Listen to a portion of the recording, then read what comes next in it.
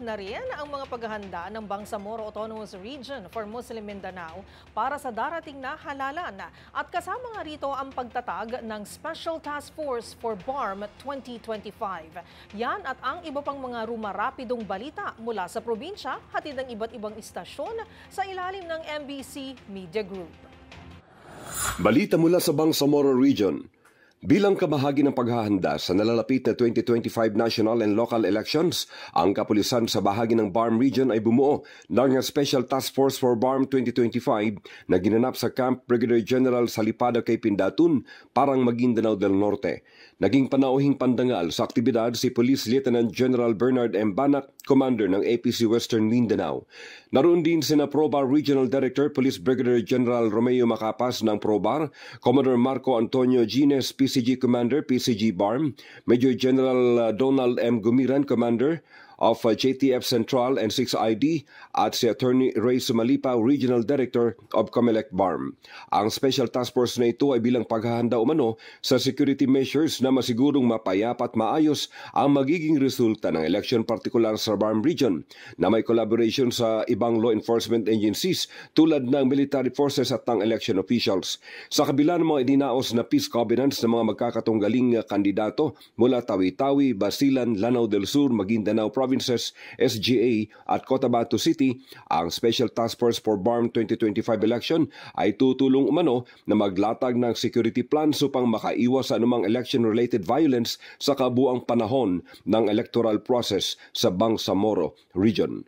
Para sa MBC TV Network News, RH19, June Dimakutak, MBC. Una sa Pilipinas, una sa Pilipino. Balita mula sa Davao City. Nangako ang Philippine Coast Guard o PCG na bibigyang pansin ang maritime safety sa Davao Gulf na palalakasin sa inilunsad na Navigation Safety Forum kahapon, Marso 24, 2025. Isa sa layunin sa nasabing aktibidad ay tatalakayin ang mga navigation challenges at ang maritime safety sa dagat kapag naglalayag na sa karagatan, kung saan ang aktibidad ay may temang Bridging Gaps for a Safe Davao Gulf. Sinabi ni PCG Maritime Safety Services Commander Vice Admiral Joseph Coime sa panayam ng Davao Media na sa kasalukuyan nagpapatuloy ang pagtatayo ng Samal Island Davao Connector Bridge at umaasa itong hindi maabala ang proyekto. Sa katunayan, nabatid na matagal na itong hinihintay at isa sa mga pangunahing proyekto sa rehiyon ng Davao, kaya dapat itong bilisan upang magamit kaagad sa hinaharap. Para sa MBC TV Network News, ito si June Suter, una sa Pilipinas, una sa Pilipino. 4 na mga bayan sa lalawigan ng Northern Samar ang sunod-sunod na naideklara na insurgency-free o stable internal peace and security conditions sa buwan ng Marso. Ang deklarasyon ay base naman sa resolution ng 8th of the Infantry Pacemaker Brigade, 8th of the Philippine Army at 43rd Infantry Research Battalion, national agencies sa pamamagitan ng mga local government units at provincial government ng Northern Samar. Unang diniklara ngayong Marso ang bayan ng Lavisaris noong March 12, sumunod ang bayan ng Victoria noong March 13, bayan ng San Isidro March 18 at ang bayan ng San Antonio March 20. Ang deklarasyon ng Stable Internal Peace and Security Conditions o SIPS nangangahulugan na wala nang nakikitang NPA sa lugar at wala nang namumonitor na aktibidad o mga atrocities ng nasabing rebuilding grupo. Sinabi naman ni Brigadier General Efren Morados, hindi na problema pang insurgency sa lalawigan at inaasahan na papasok na dito ang napakaraming oportunidad. Mananatili naman ang pagkilos ngayon ng Army para sa mapayapang komunidad lalo na sa mga barangay o lugar dito sa lalawigan na nakakakitaan pa rin ang presensya ng New People's Army.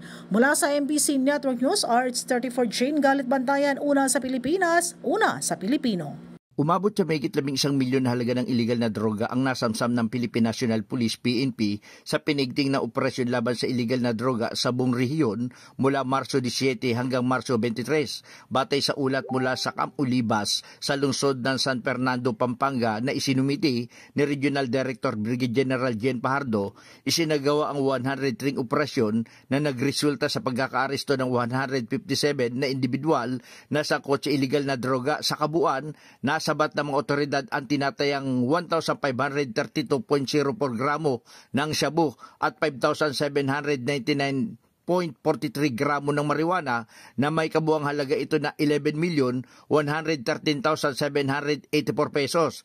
Patuloy na pinaigting ng PNP ang kanilang kampanya laban sa illegal na droga upang mapanatili ang kapayapaan at kaayusan sa rehiyon. Binigyan din ni Brigadier General Jane Fajardo ang determinasyon ng pulisya na wakasan ang illegal na drug trade sa Central Luzon at manawagan ng kooperasyon mula sa publiko upang mas mapabilis ang pagtugis sa mga sangkot sa illegal na gawain.